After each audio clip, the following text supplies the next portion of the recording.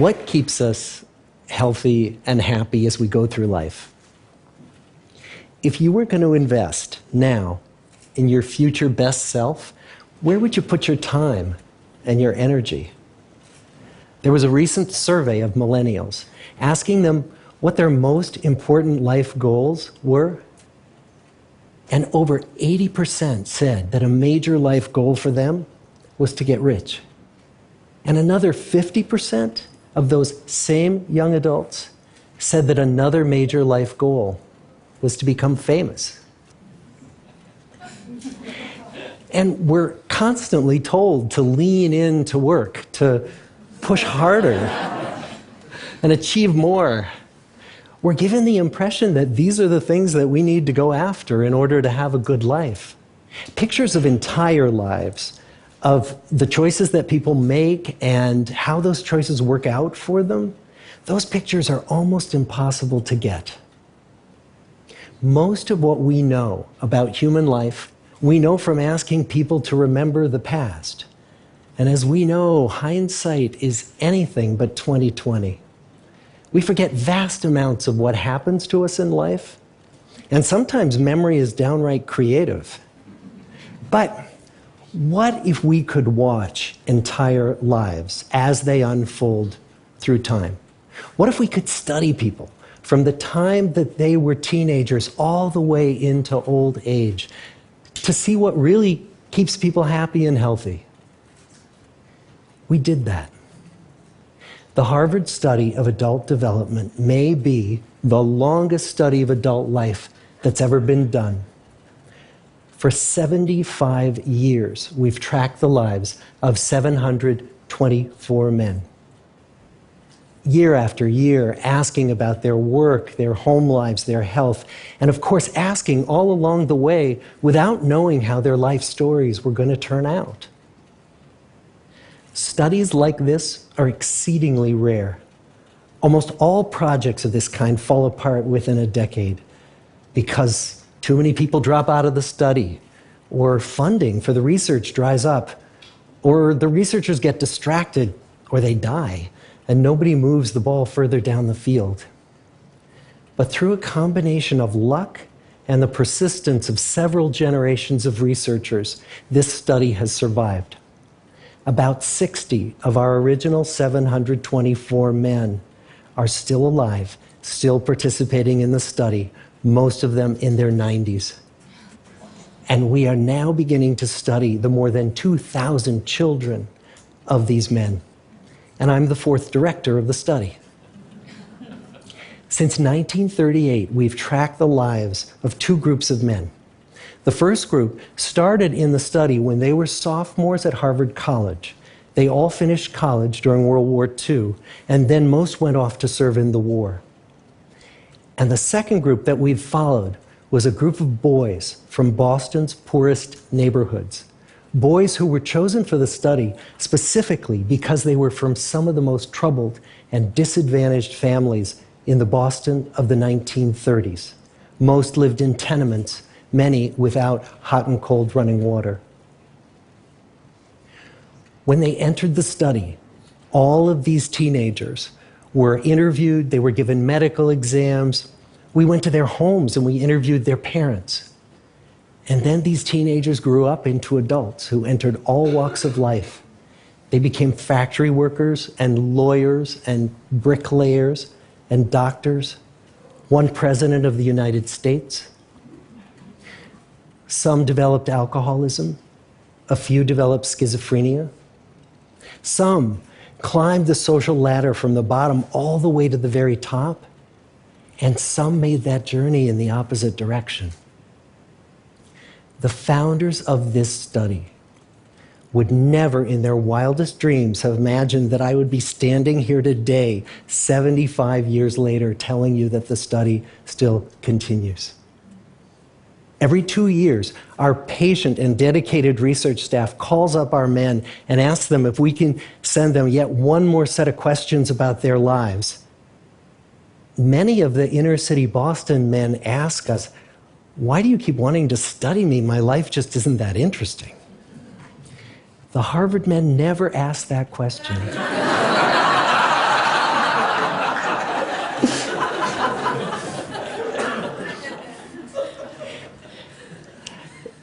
get the clearest picture of these lives, we don't just send them questionnaires.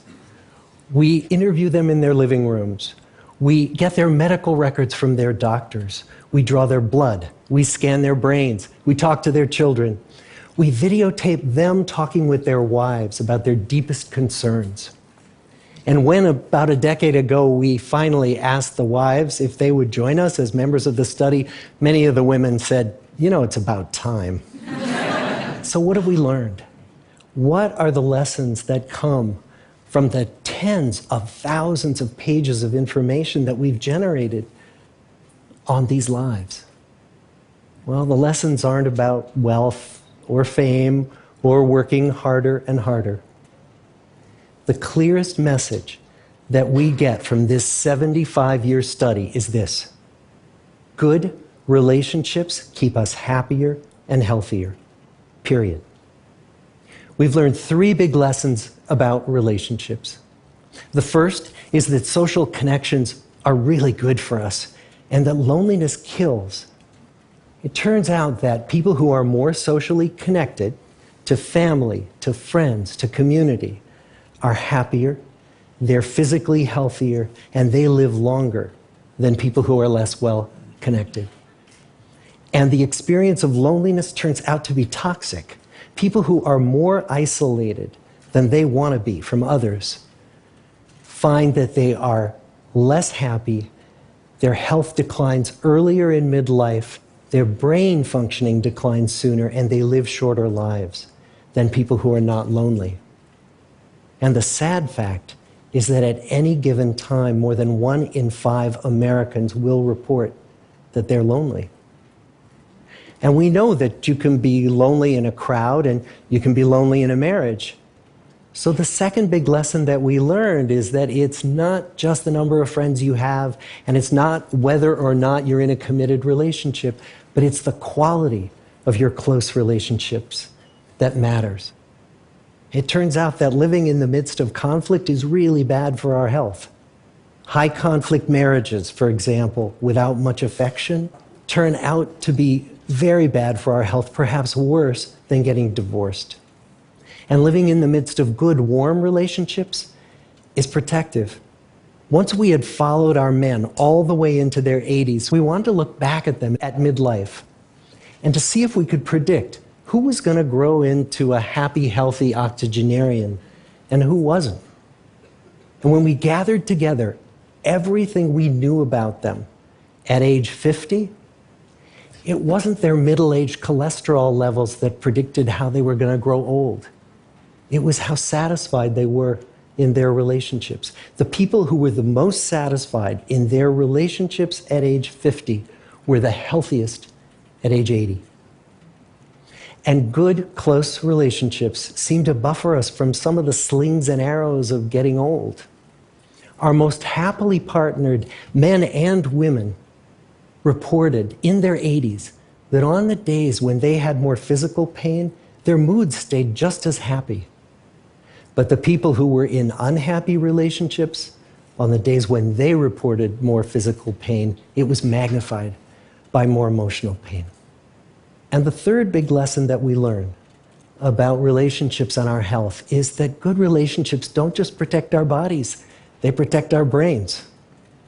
It turns out that being in a securely attached relationship to another person in your 80s is protective. That the people who are in relationships where they really feel they can count on the other person in times of need, those people's memories stay sharper longer.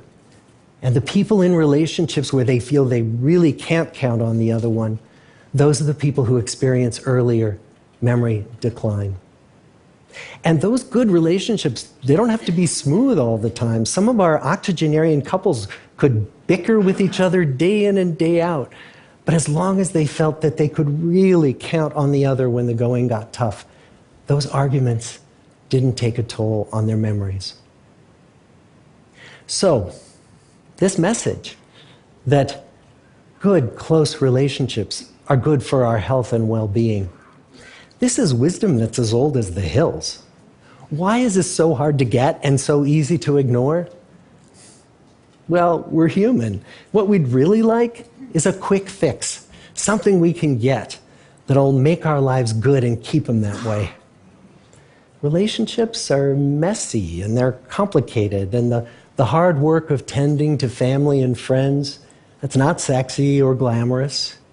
It's also lifelong. It never ends. The people in our 75-year study who were the happiest in retirement were the people who had actively worked to replace workmates with new playmates. Just like the millennials in that recent survey, many of our men, when they were starting out as young adults, really believed that fame and wealth and high achievement were what they needed to go after to have a good life. But over and over these 75 years, our study has shown that the people who fared the best were the people who leaned into relationships with family, with friends, with community. So what about you? Let's say you're 25, or you're 40, or you're 60. What might leaning into relationships even look like? Well, the possibilities are practically endless. It might be something as simple as replacing screen time with people time, or livening up a stale relationship by doing something new together, long walks or date nights, or reaching out to that family member who you haven't spoken to in years, because those all too common family feuds take a terrible toll on the people who hold the grudges. I'd like to close with a quote from Mark Twain. More than a century ago, he was looking back on his life, and he wrote this: "There isn't time, so brief is life, for bickerings, apologies, heartburnings, callings to account. There is only time for loving, and but an instant, so to speak, for that." The good life is built with good relationships. Thank you.